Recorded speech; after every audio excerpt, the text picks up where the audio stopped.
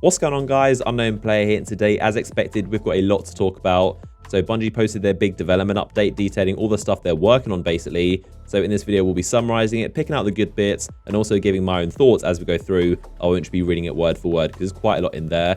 So they outline the January update, the February update, and then what's coming in spring, and even stuff in fall of this year as well. But thankfully, they touched on quite a lot of things the community has been asking for. So a complete overhaul of the mod system, Masterwork Legendary Armor, and also Master Exotics. For Crucible, they're adding a 6v6 playlist, thankfully, Rumble, and also Ranked, which is interesting. There are some much needed changes to Eververse and the endgame, and even some miscellaneous things like vault space, for example. So that's a rough outline of all the things we're going to be talking about inside this video and summarizing. And obviously, it goes without saying this isn't just going to fix all the game's problems instantly. There's always going to be many more improvements to be made. So this is what they said so far. And do leave your thoughts down below in the comment section as we go through. I want to know what you guys think of all this stuff I'm going to mention.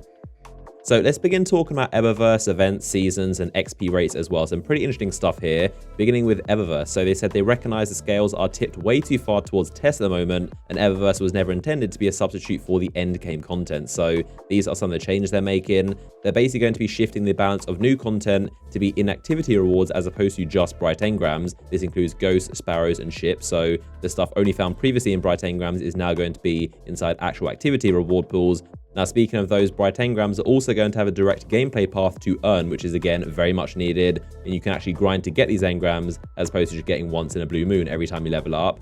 And there are also going to be more direct purchase options and also adjustments to bright engrams to allow players to get items they want more often. Now, they kind of reinforce this later on by saying they're going to shift a lot more of the rewards into specific endgame pursuits instead of generic XP grinding for bright engrams. So they're going to be sharing more details on that soon. So following on from that, they also detailed a ton of stuff about Crimson Days and also how it's going to differ mainly from the Dawning, which is all pretty much good stuff to hear. So the event itself is going to launch on February 13th, obviously one day before Valentine's Day itself. That's what the event is themed around. So completing Nightfall, Raid, and Crimson Days milestones during Crimson Days is going to reward you with an exclusive legendary emote, weapon skin, and exotic sparrow. So when I mentioned them taking stuff out of the bright engrams, those cool exotics, and putting them as endgame rewards, this is an example of that. They're now going to be guaranteed drops from milestones, which is also very much needed. Something I think was definitely missing from the Dawning was that when you level up, you're now going to get during Crimson Days both an Illuminated engram and a Crimson engram. So you're going to get two of them. You can also get Crimson engrams from completing Crimson Days matches and from Crimson Days milestones. And finally, each Crimson engram is going to be strongly weighted towards new rewards when decrypted until all event items have been obtained. So definitely a lot of stuff that should have been there in the first place. But those are some examples of how Crimson Days and Eververse are changing. So let's move on to the three updates coming, the January, February, and spring updates. So they detail kind of vaguely what to expect inside them, just some of the things they're working on. Beginning with the January 30th update, this is the next one, happening in a couple weeks. So this is going to include, firstly, Masterwork Armor. What Armor is going to do is give you increased damage reduction when using your super. So a pretty random thing, not dramatically exciting in my opinion. I think it's going to be a lot more helpful inside Crucible because having more health when using your super is not really a PvE thing. It's not really that important. And especially if you think about Night Stalker and Voidwalker, probably the two most popular subclasses are going to get basically no benefit from this. So it's pretty much a Crucible thing for roaming supers. I think one of the more useful features of a Masterwork Armor piece is going to be the ability to re-roll the stat type. So you can basically re-roll them to be mobility, recovery, or resilience, whichever one you want, which is definitely much needed, I think. Now, moving on to the raids. Now, something a lot of us have suggested are raid mods, and these are going to have raid-specific perks. So we don't know what these perks are going to be and how effective they'll be in gameplay. Hopefully, they're really powerful and noticeable. Now, Benedict, the raid vendor, he is now going to be selling both weapons and armor for both the Eater of Worlds raid layer and the original Leviathan. He's going to be selling them for tokens and also shards. So in theory, that should mean he's going to sell things like the Midnight Coup, a very, very rare weapon to drop, and you can just buy it when it rolls around 1 week. So those are just some of the changes to the raid loot system. They are going to be adding a raid ghost share with raid-specific perks from both final encounters of both raids, and they're also going to be returning to create more raid and other activity unique rewards in the future. So moving on to the February update. So firstly, they have strike scoring and high score tracking. The Nightfall timer is going to be replaced with a high score tracking instead. There's also going to be unique emblems and rewards for hitting certain score limits, and they're also working on some kind of clan and community high scores as well. In terms of changes to the mod system, so they're going to be reworking the entire system to focus on reducing the redundant mods and adding more unique ones, and also greatly increasing their impact on your power, which again, this stuff is so much needed. The mod system is definitely very lackluster at the moment. And they're also going to be evaluating how mods play into the bright engram economy to make sure there's no pay-to-win outcomes, because obviously you can get blue mods from those bright engrams. So they're going to be making sure none of that stuff happens. Now for Crucible in quick play, they're going to be adjusting the game mode rules to increase the pace of gameplay and also power ammo acquisition. So power ammo is going to spawn more often essentially, and they're going to be increasing the pace of gameplay somehow. There's going to be text chat inside the tower for the PC version of the game, and also exotic repetition reduction. They're going to make it impossible to get the same exotic twice in a row. You can obviously still get duplicates, but just not back-to-back consecutively, one after another. There's also going to be a very much needed feature, finally, fire team members on the destination map. So when you open up your map, you'll be able to see where your friends are. So finally, this is going to be a thing. So getting into the spring update, so this is going to be around March or April, you don't know which, and it's also going to be when expansion number 2 drops. They even mentioned DLC number 2, so this is going to be roughly when to expect that. So when Season 3 begins, this is going to introduce seasonal Crucible ranks. There's going to be 2 different ranks for players to pursue.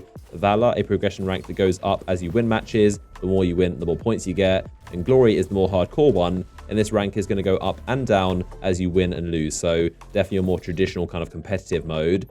So you can see this is what the screen looks like, and your rank is going to be tracked through your emblem, and that is the number below their light or power level. So you can notice the guy on the top actually has a different emblem to the rest of them. His is gold and has a different background. So when your rank or score reaches above 5,500, maybe get this gold version of the emblem. So more hotly requested things inside this update for Crucible is going to be private matches finally. This is of course going to let you choose your own maps and game modes and settings. A very big one that I never really expected Bungie to do is a 6v6 playlist. That's right, it's actually going to be added in addition to the current 4v4 game modes. There's also going to be Mayhem rotating as a limited time event, so it isn't gone forever. It will return inside Season 3, and there'll also be some changes to make quitting less common and security improvements to make the experience overall better. So in terms of ranks, I definitely do have some concerns for this. I'm hoping it isn't just what we can see right here. You play in competitive that we already have, and you have the number on your emblem that goes up. There needs to be a lot more than that. There needs to be rewards tied to hitting certain ranks. That's the entire point of competitive. You need to actually get stuff, not just a number on an emblem. For example, something I thought of is a red aura. If you hit a super high rank, for example, and that lasts the entire season, I see no reason that shouldn't be a thing. There should be ornaments that make the Crucible set look crazy cool and all red and glowing. There should be weapons or maybe mods, stuff like that. So I'm really hoping their idea of ranked isn't just an emblem with a number, but we'll have to wait and see what else they're planning, because this is just a very vague first look. So moving on to additional highlights, I'm not sure when this stuff is planned for. I'm thinking it's around spring or around Season 3. There's going to be more sandbox tuning. There's going to be additional changes to exotics to make them stand out from the rest of your gear, offer new, exciting, and powerful ways to play, so I'm all for that. There definitely needs to be a lot more exotic buffs and make things just crazy fun and powerful. Something that definitely stuck out to me the most is seasonal reputation. So each vendor is going to display a seasonal ranking, and hitting certain ranks is going to unlock you seasonal rewards, which I think sounds very good. I'm all for anything that adds more depth and more interesting stuff to vendors and more ways to interact and buy exclusive stuff from them. There's going to be Iron Banner and Faction Rally improvements. They were very vague about that, but they are returning this month. Faction Rally is next Tuesday, and Iron Banner is 2 weeks after that, on the 30th of January. So that's when those are returning. There's also going to be playlist repetition reduction, so thankfully you're going to get less of the same Crucible maps and the same strikes over and over again. There's also going to be multi-emotes, so you can choose what emote you want to put on each of the 4 emote slot buttons.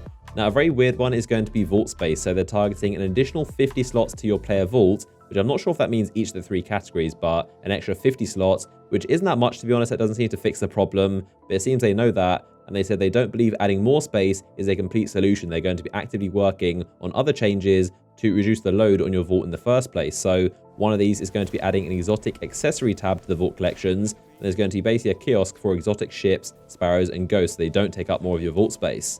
And then finally, there is going to be heroic strike modifiers added to that playlist to make the gameplay more interesting. So now is the fall 2018 or sooner update. So this is going to be around the same time, obviously, as that big September expansion. And this is a preview of some of the stuff that might be in the accompanying update for that DLC. So firstly is item collections and records. Very vague, but I'm guessing that means more kiosks and also a record book type thing. A very interesting one is weapon slot and archetype improvements. So obviously a lot of complaints right now are around how snipers and fusion rifles and shotguns don't really seem to fit inside the power category alongside rocket launchers. A lot of people do want to see that stuff back in the special category, which I don't really see them doing, but it seems like they're going to be improving stuff, and especially sniper rifles, probably the worst performing weapons in all of Destiny 2. They are complete garbage in both Crucible and PvE, so hopefully they're going to be buffing those, but they're going to be improving entire archetypes and weapon slots. Now, I think one of the most disappointing parts about this entire update is I said additional Crucible playlists, e.g. Rumble. So it seems like we're not getting Rumble until at least fall or late spring or around summertime. So very, very disappointing in my opinion.